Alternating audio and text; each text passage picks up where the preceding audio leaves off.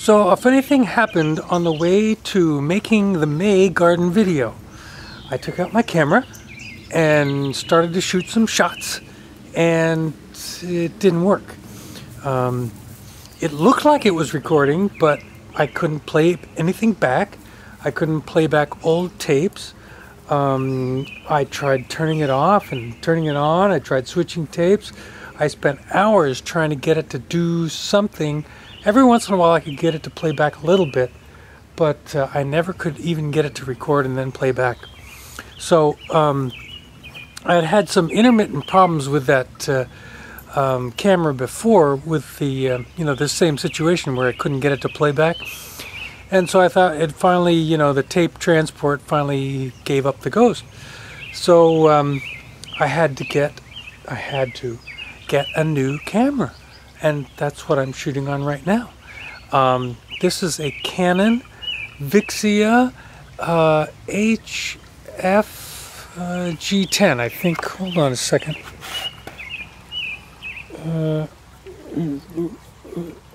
Yeah, Hf G10, and it's a very nice camera. It hasn't got all the megapixels that you would think it should have, but it just has enough for full HD recording, and it's got a bigger CMOS chip on it, so the pixels are bigger, and there's only enough pixels for HD recording. So it's not optimized for still recording, still photography, but it is for HD recording. And because it's a bigger chip and there's bigger pixels, it's much better, much crisper picture, and much better in low light. So that's pretty neat. Anyway, it also is not using my old camera used to, recorded to tape, which is the problem when my tape transport wasn't working. This one records to memory chips, so it's or memory cards, and it's a little bit slicker in that respect too. But here, let me show you. If you see right here, see these two slots? These two slots hold two memory cards, so it actually records to both of them simultaneously, and that way you always have a backup in case one chip goes bad or one card goes bad. The other one is working. It's got a nice big wide colorful screen, and the funny part is that, as you might be able to tell from that shot right there, the problem with my old camera was that the heads were dirty. So I put a head cleaning cassette into the camera, ran it for about 30 seconds, and lo and behold, the problem was vanished, completely gone away. So you might say, well, why don't you just return the camera that you bought and save some money? Well, I'm kind of already hooked on the features of this new camera, so we now are we have two camera capabilities, so that's kind of fun. I really like this new camera, so I'm going to keep it, but I'm glad that the old cam works as well. So anyway, I have digressed, and hopefully for you videographers it hasn't been too boring, but for you gardening fans, let's get down to what's going on in the garden. And we'll start with chives. They are in their glory in May, as usual. You can see all those lovely blooms. I have harvested them, and as you may know from past videos, those blooms themselves are harvestable. You can just break them off and sprinkle them into whatever you would use with chives, and they have that chive flavor, and they add a little color to whatever you're doing. This is my new water feature. Actually, it's not new. I used to be up on the front deck of the house, but I thought I'd move it down here. I still have some work to do on it, but it's working pretty well. And Frankie is kind of interested in whatever might be there. The pups have their old April scarfies on. We'll switch to the American flag theme come Memorial Day, which is next weekend. But we're a little behind right now. We're all mulched back here, and the pet memorial area is looking pretty good. My little rose plant has survived nicely, and you can see that it's getting ready to do some blooming, so that's kind of fun. The tickweed looks great, and Frankie thinks the tickweed is kind of neat too. And our pond irises are in full bloom as well, so things are progressing nicely over here. Now, these are pole beans. We've got 3 varieties this year. We've got a lima, rattlesnake pole bean, and a yard-long pole bean, which is what these are. These are Taiwan black-seeded, and you can see these structures that I have duplicated from last year. Used to be, they were designed as melon ladders, but I never could get the melons to climb up very well, so they work well as for pole beans. And the only thing is, I did have them fall down a couple of times last year, so as they get heavily laden with bean vines, if we're so lucky, I may have to secure them a little bit more. I'm also trying 3 varieties of bush beans this year. This is a dry bean. I've never tried to grow beans that are designed to be dry beans. And then I'm also growing a couple other bush varieties, a Roma type and a golden wax bean.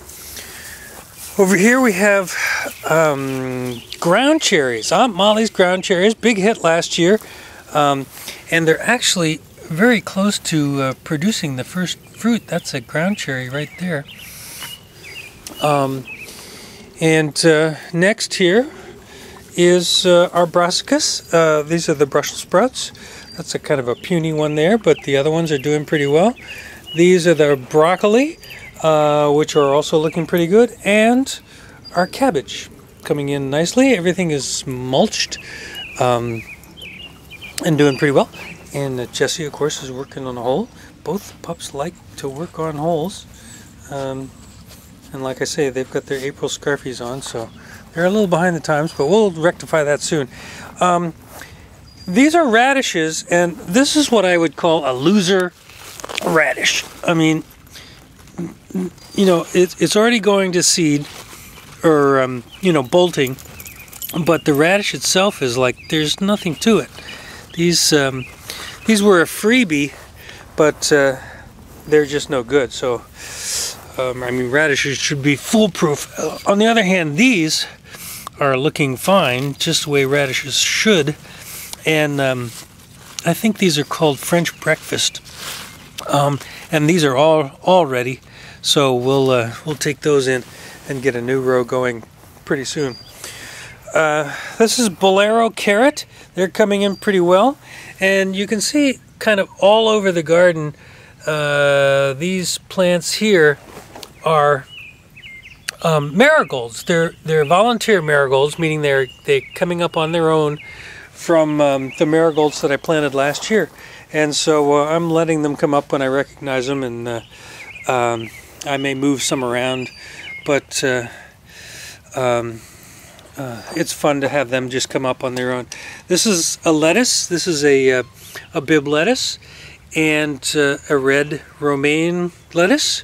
I haven't quite got the varieties all laid out here, but I'll get them for you by June. This is another Bib lettuce here. I think this might be winter density. And these are beets coming in okay, and these are touch-tone gold, which I particularly like. Now, last time I told you I needed to replant all the peas, and I did that because I got almost zero germination. The replanting has paid off. It looks like they're coming up okay. A little spotty on these snap peas, but a lot better than it was before anyway. Further down bed 2 here, we've got squash, summer squash. This is the only squash that I'm growing this year. Either squash or melons. Just some summer squash, because we do go through that quite a bit. I'm tired of fighting the plagues of the squash kingdom.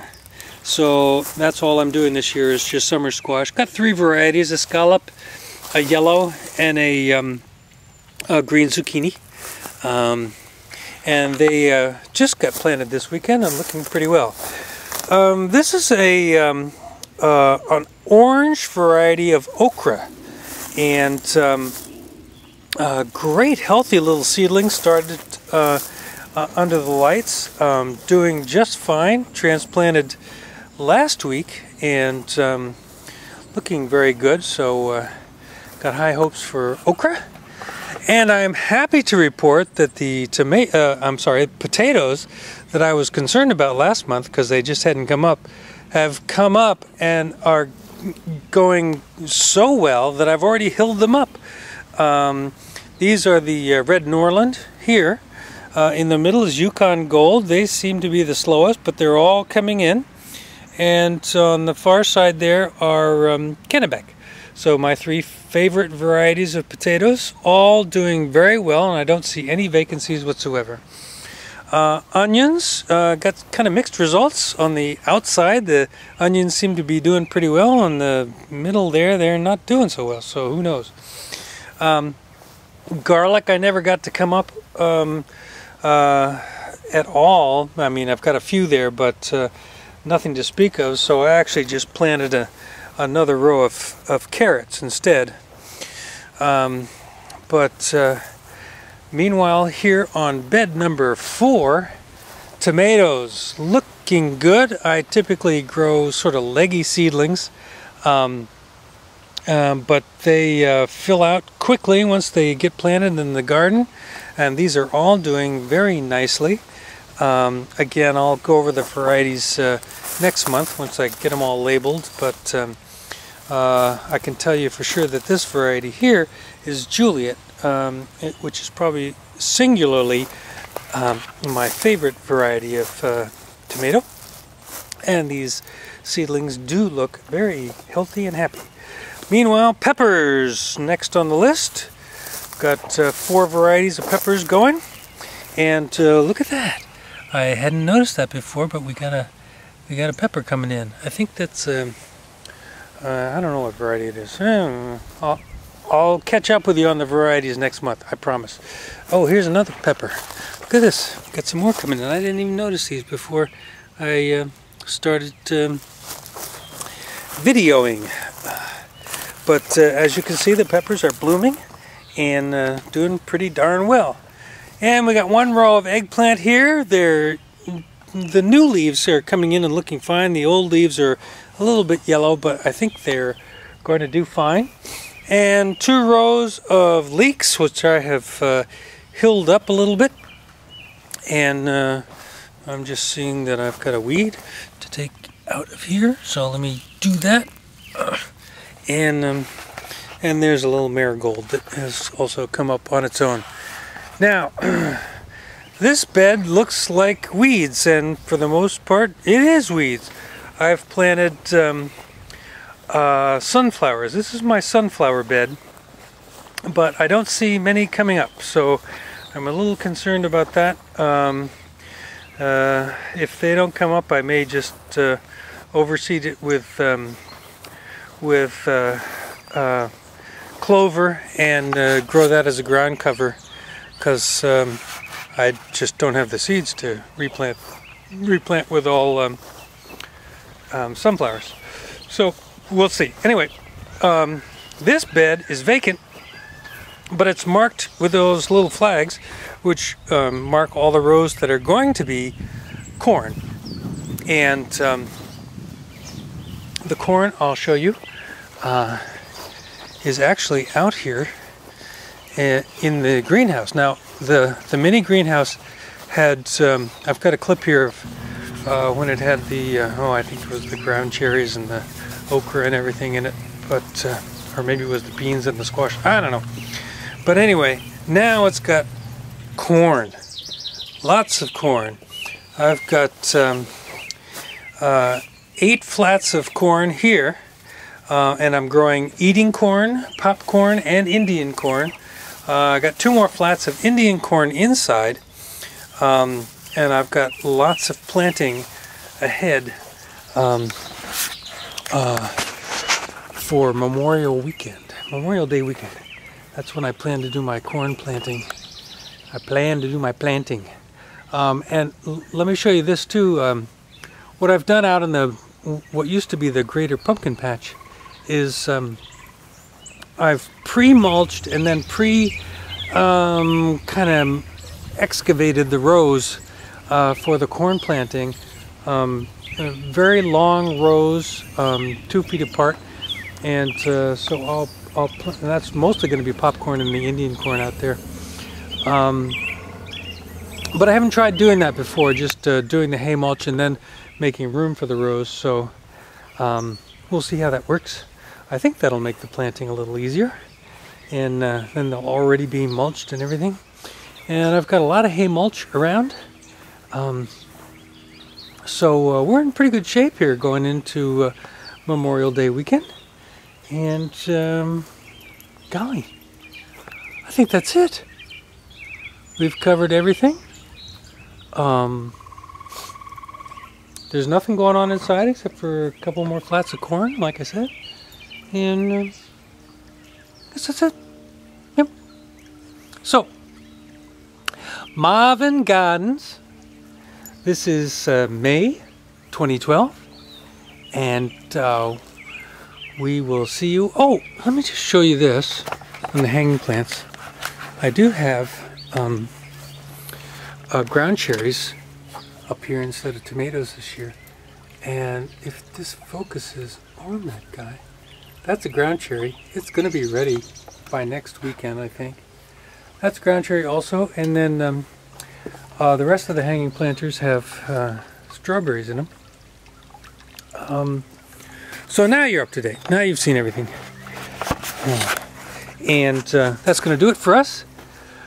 May 2012, Marvin Gardens. And I promised you there would be a lot more happening, and there is a lot more happening out here. And we'll see you next month in June, one of the finest months for gardens. And hopefully it'll be a fine month for Marvin Gardens. So we'll see you in a little bit. And have a great Memorial Day weekend and all that good stuff. And we'll see you in June. Bye.